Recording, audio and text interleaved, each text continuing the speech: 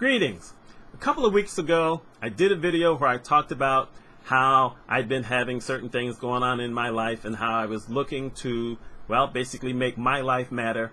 And one of those things that I don't remember mentioning is that I've got a ton of clutter in a bunch of different rooms, and I'm trying to bring that down because, frankly, I just have way too much stuff in this house.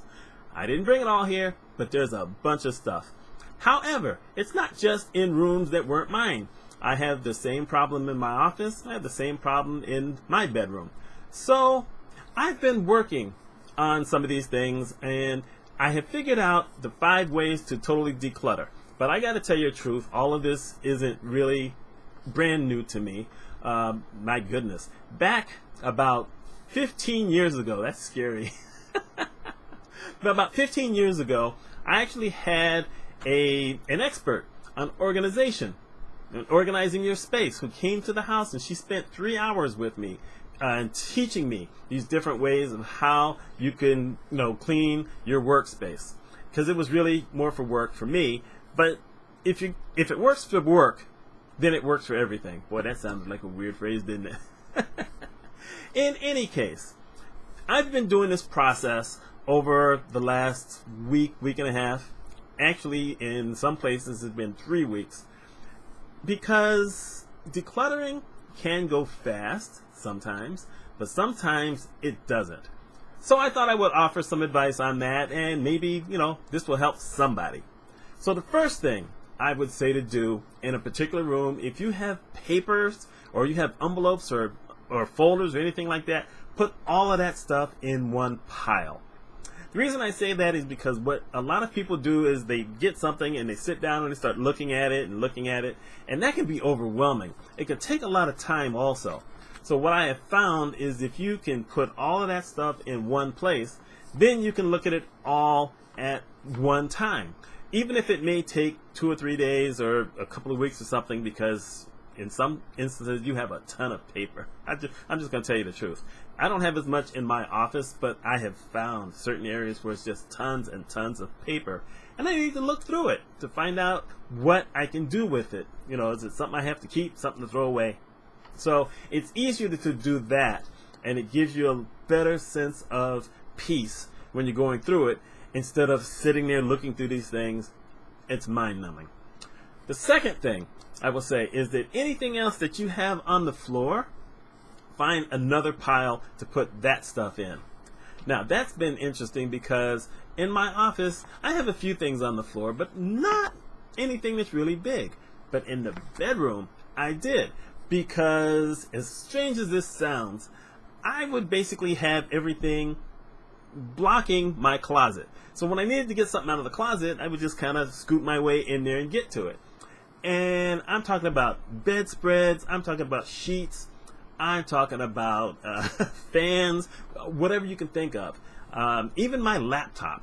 The laptop is sitting out. I've got it plugged in with the case, just all kind of stuff. I put it all in another place.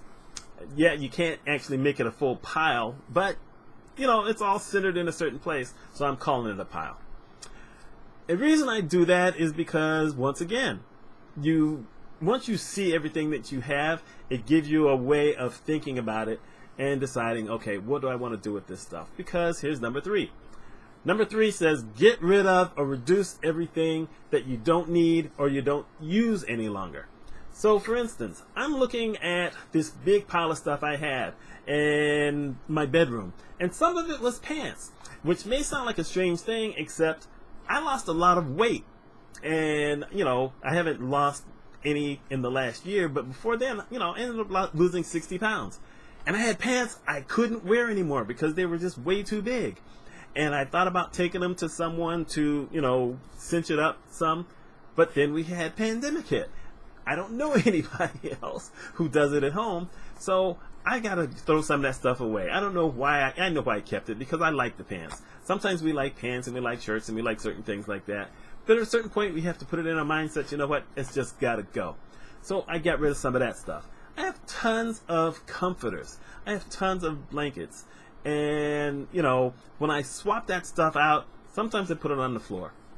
I would do the same with certain sheets, where I have a giant cabinet, but the cabinet is full of all kinds of sheets and pillowcases and blankets and rugs, which I'm going to have to go through at some point to, declutter that. But when I close the door, you don't see the clutter. But I put all that stuff over there so that I can now decide, okay, this is what I'm going to do with it. And except for the laptop, I put all that stuff away. So now I have the floor in front of my closet clear. Now, in a different room, I had all this stuff that was just there, and it felt overwhelming because most of it wasn't my stuff. And I said, you know what? We're just going to take some of this stuff and move it all around so that I can look at it at different times, because it just felt overwhelming at first when the entire room was filled with stuff. So you got to get your mindset going, get your garbage bags, get your recyclable bins if you happen to live in a place where you recycle different things, and just start loading that stuff.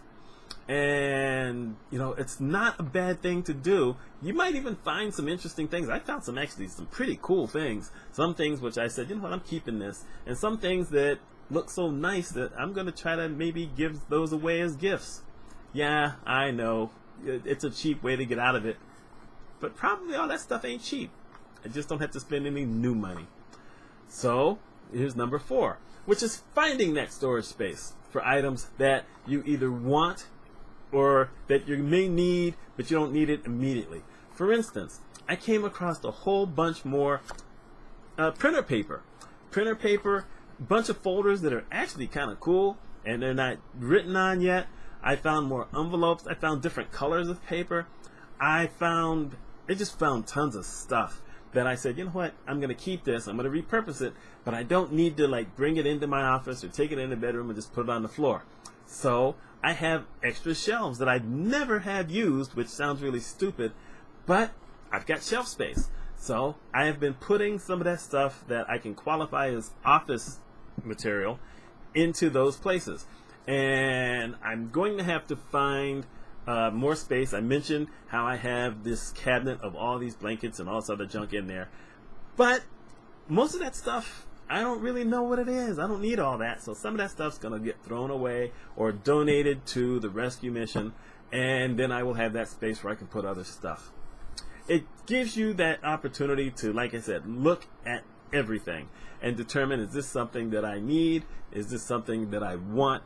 Is this something I can sell? Heck, I found a book that I didn't know was in the house that I read a bunch of years. I mean, we're talking 20, 30 years ago. That it turns out, if I put it up on eBay, right now it's going for $75. And it's not a big book. I'm like, wait, this book is going for $75? I'm probably going to try to sell that bad boy. I'm not going to lie. And then here's the final thing.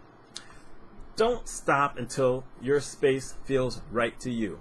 But you don't have to do it all in one day. As I mentioned, I've been working on one room that's not, one of my original rooms for over 3 weeks. And I still have further to go. But every time that I go in there to start anew, I feel a little bit more comfortable because I don't have tons of clutter all around me.